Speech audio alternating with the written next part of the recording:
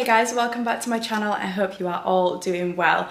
Welcome back to another glute focused video. I've not done one of these in a while and you guys always love them and I love making them because it's just a way that I can make a sort of video like this more informative. I post things like this on Instagram, but it's obviously hard for me to go in depth over there. So if you are wanting the best workout to grow your glutes, keep watching this video. This is the workout that has honestly grown my glutes from this to this throughout my fitness journey, and obviously this is alongside a lot of other things like my diet and my lifestyle and everything like that. But this workout, honestly, I do it week in, week out, substituting sometimes like the isolation movements or the unilateral movements, but more or less I do the exact same movement patterns and exercises every single week, which is what the main key factor here is that I'm going to be talking about in this video, is that you need to stay consistent with the same exercises. If you are swapping and changing around your exercises every single week, you are gonna find it hard to make progress because you are not gonna allow your body to progress in that specific movement. For example, hip thrusts. If you do hip thrusts 1 week and then you don't do them for like another 3 weeks and you're not progressing in weight and you're wondering why, that is why. Because you're not allowing yourself or giving yourself the opportunity to be able to increase in the weights because you're not doing them often enough. So what I say is to stick to the same exercises every week and utilize progressive overload within those exercises. Progressive overload is a method that sort of helps prevent you from hitting a plateau, which, if you don't know what a plateau is, it's basically when you stop making progress. Now, this is very common, you know, as you get further into your fitness journey. If you are doing the exact same things every single week with the exact same weights, your body needs stimulus to be able to respond to that. So if you are not doing anything to give your body that stimulus and giving it that extra little bit every week, you're going to find it hard to build muscle, and that is when you will hit a plateau. Whereas progressive overload are things like increasing the reps, increasing the weights, increasing frequency, etc. These are all examples of progressive overload that you can implement week in, week out to avoid you hitting that plateau and to ensure that you are still making sufficient progress every single week. So I say to stick to the same exercises every week and utilize progressive overload within those. This can literally just be adding a 2.5 kg plate on the end of hip thrusts every time. Like, little progress is still an example of progressive overload. Like, I don't expect you to be adding 20 kilos onto an exercise every single week because that's definitely unattainable and unsustainable. So you need to make sure that what you are doing is also sustainable and also realistic for you and your goals. I've spoken about this a lot in my previous videos, but I structure my glute workouts in a specific way, and I find that this way has helped me grow my glutes the most and has been the most optimal way to structure the workouts, in also just getting the most effective workout possible and ensuring that my energy levels are still good during the workout and I feel like I'm getting the most out of it. So that structure is that I start with compound movements, then go into unilateral movements, and then go into isolation movements. So the reason I start with a compound movement is because they require the most amount of energy and they target more than one muscle at a time. So these are going to be the exercises that sort of tire you out the most and you are, as I said, going to need the most energy for. For example, hip thrusts, RDLs, these are the two compound movements that I do every single glute day without fail. And you can do multiple different variations of these exercises too. So you could do B stance hip thrusts or B stance RDLs, or you could do hip thrusts with pulses or with a pause. Like, it doesn't just have to be a bog standard hip thrust or RDL. You can add in variations per week, but I add in some sort of hip thrust or RDL variation first in every single glute workout. And then moving on to unilateral movements, these are your single leg exercises. These are so important to include in your routine because they help prevent imbalances, and it also just puts a lot of focus and tension on one muscle on one side of your body at once. For example, lunges, step ups, split squats, etc. I find these are all really good unilateral movements. And then lastly, I move on to isolation movements. These are the movements that isolate a specific muscle more so they require a smaller amount of energy and are really good to just put in the end of your workout for that extra like burn and that extra pump in the muscle that you are targeting. So without further ado, I feel like we should head to the gym and I should actually show you guys what I'm talking about. I do have mics, but they're on charge. I'm not sure if they're going to be fully charged, and I don't know how busy the gym is going to be, so I'm not going to promise anything. But if I can do a mic'd up, I will. But if not, then I will do a voiceover for you guys. But if you have any questions about the workout, leave them in the comments below. But hopefully I cover everything that I need to cover within this video. Okay, my apologies, my microphone was actually muted. I didn't realise, so I'm just going to do this little bit as a voiceover. The rest of it is mic'd up, but it's just this bit and the first exercise. I didn't realise it was muted. But we are starting with a warm-up as always. I always urge you guys to do a dynamic warm-up before your workouts, whether that's leg day or upper body day. Either way, you need to be doing a dynamic warm-up. We keep the dynamic warm-ups before the workout as they increase blood flow, improve joint and muscle mobility, and also reduce the risk of injury as well. And then we use the static stretchers at the end for more of a cool down. This is basically an exercise where you are in the same position for around 30 seconds or more, whereas as you can see now, I'm kind of like constantly moving around and moving my body, which is why it is called a dynamic warm-up. I ensure that my warm-ups last usually around 10 minutes. My first exercise that I'm going into is barbell RDLs. Now I would normally like to put hip thrusts first, but it wasn't free, so I just switched them around and did RDLs first instead.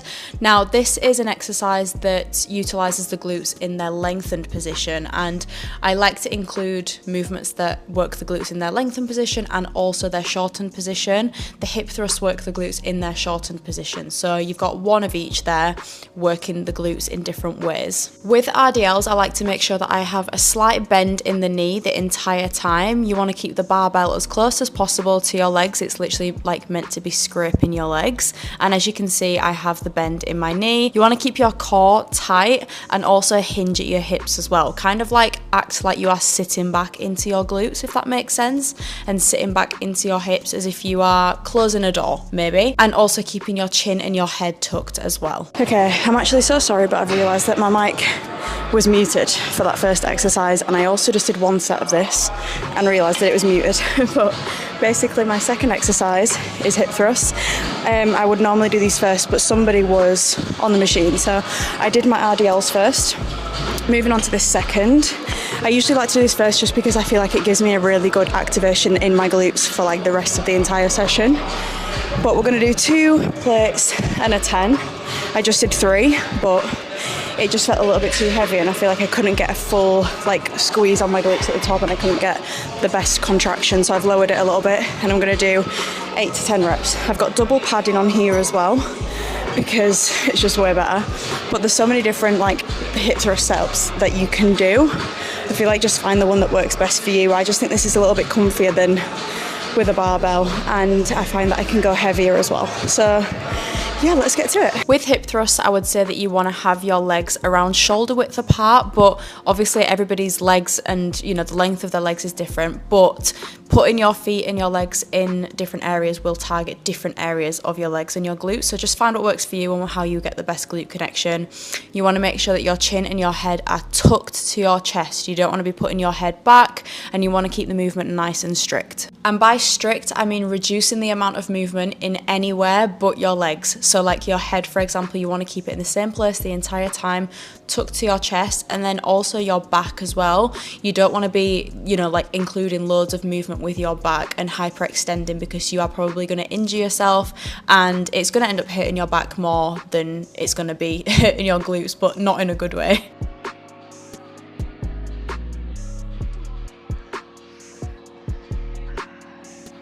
If your glutes are not literally on fire after, you're doing something wrong. But that was my second set done. I've got 1 set left. I basically only do like 3 sets of everything. I just find that to be most effective for me, of like 8 to 10 reps usually. Next in the workout we have dumbbell sumo squats. This is one of my favorites for the glutes. I actually get such good mind to muscle connection in my glutes doing this, and the main form tips I would give you would be to, again, hinge at the hips. As you can see, my body is leaning forward and hinging the entire time, and I'm also keeping my chin and my head tucked to my chest again.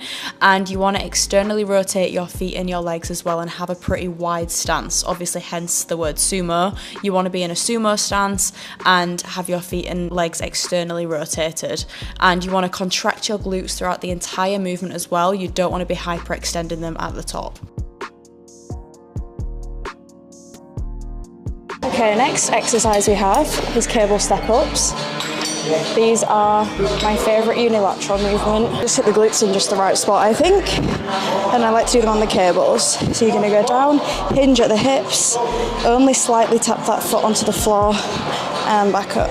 It's really important that you only just slightly tap that foot that is going down to the floor, just slightly tap it onto the floor so that it's not giving you too much support. You want to keep all the tension within that leg that is on the bench instead of the one that's going down to the floor. You want to make sure that that supporting leg is slightly bent the entire time, even when you come up to this position. Hinging at your hips, lean your body forward and your head. The burn.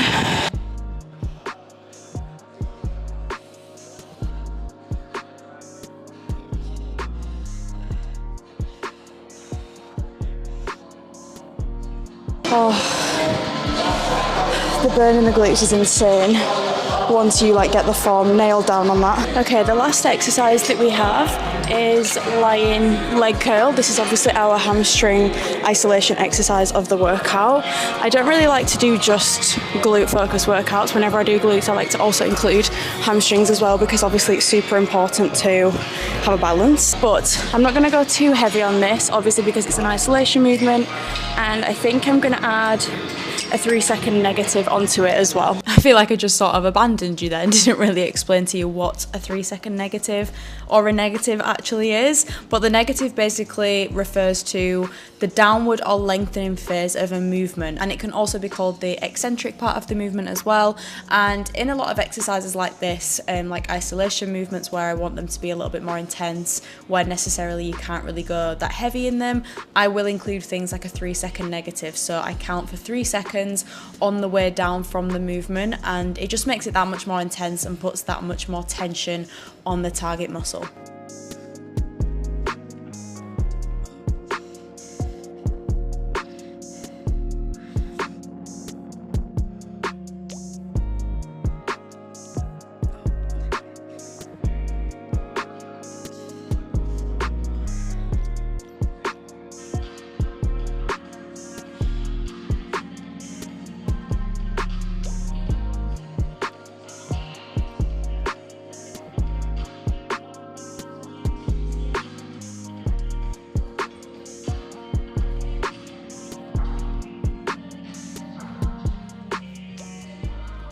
Okay guys, that is the workout completed. My hairline right now is so sweaty. I've just taken the clip out of my hair, but that was actually such a good session. Like, I feel really good after that. Obviously, I'm not sure if I mentioned, but last week I had a rubbish week of training because I was on my time of the month, and you know, things just didn't work out how I wanted them to work out.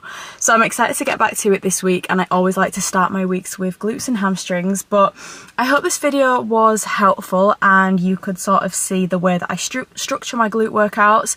I just want to mention as well that this is what I personally do. I'm not saying that this is going to work for you, but this is what I have found over being 7 years on my fitness journey to have worked the most effectively after doing lots and lots of trial and error. And I mean, I feel like the proof is in the pudding. Like, my glutes have grown a lot since the start of my journey, and I really put it down to this routine, as well as eating good nutritious food. And it's also important to mention that in the past I have gone through like gaining phases, like bulking phases with my nutrition, obviously, and that also played a huge factor into growing my glutes. I'm never going to be that person online that's going to tell you that, you know, food doesn't matter, you can do this glute workout and this is the only thing that's going to grow your glutes, because that is not the case at all. Like, whoever tells you that is lying because even you could be doing that workout that is very, you know, effective and a good workout, but if you have poor nutrition alongside that, if you are maybe not eating the right amount of calories for your goals, and you just have no focus on nutrition basically, and you're lacking in that area, you're not going to be able to see the gains that you want to see. I'm just going to put it bluntly like that. You need to make sure that you have a good nutritious diet locked down, because they really do go hand in hand, and you can't out-train a bad diet. You cannot out-train a bad diet. I cannot say that enough. But yeah, if you guys have any questions with regards to the workout, then pop them in the comments below. But I hope that I managed to explain everything well enough. My mic ended up being muted for my first exercise, so I'm really sorry about the RDLs. But I managed to mic everything else up except one exercise because it was literally rammed in that section in the gym. But don't worry, there will have been a voiceover over the top. You will have already heard it, so I don't even know why I'm talking about it. But yeah, I hope this video helped you in having a really good effective glute workout in your routine. And if you are wanting to train with me and alongside me, I do have workout programs on the Evolve You app. We have also actually just launched an extension onto my game program, so there's a few extra weeks added, and then we have a very, very exciting announcement coming in the next few weeks as well, which is to do with Evolve You and maybe a new program. So yeah, I will keep you guys updated on that over the next couple of weeks. I think my next video or the video after that will be a full week of workouts, and I will go more in depth into all of my workouts in the week and my current updated workout split, because I know that my split has sort of updated lately and I've switched some things around and I haven't actually really done a full video on it on YouTube. So yeah, keep an eye out for that. There's very exciting things coming. I don't really like to be the person that says like, oh, you need to get summer body ready, but I know that some people, you know, use summer as motivation, and as we know, summer is very close around the corner. So if you are wanting to feel more confident in yourself and your body, then look out for my programs on the Evolve You app, and don't forget to use the code MIA as well. It will get you money off all subscriptions. And yeah, come train with me. Honestly, if you are wanting like a plan that is simple but effective, and you're going to be in the gym for no longer than an hour and a half, an hour normally, but no longer than an hour and a half, you need to follow my program, because it's so simple and it's the only program and way of training that I have found to gain me the most progress. And I've heard the same feedback from so many of you girls. So if you are wanting a simple program that's going to get you results, make sure you come join my program on Evolve You, because it's honestly the best. And it's basically just my way of training that I've put into a program. I would never make a program that isn't my way of training, and you know, I've never trained like that before. So my program is very much what you have just seen, basically week by week, just maybe switching out a couple of the unilateral and isolation exercises. It's very much the same as that. Yeah, I'm gonna stop chatting now. I hope you guys enjoyed this video. I'm sorry it's a little bit shorter, but I feel like workout videos like this are always a little bit shorter, but I hope that it was, you know, effective and you've learned something. But yeah, I will see you guys in my next video. Bye.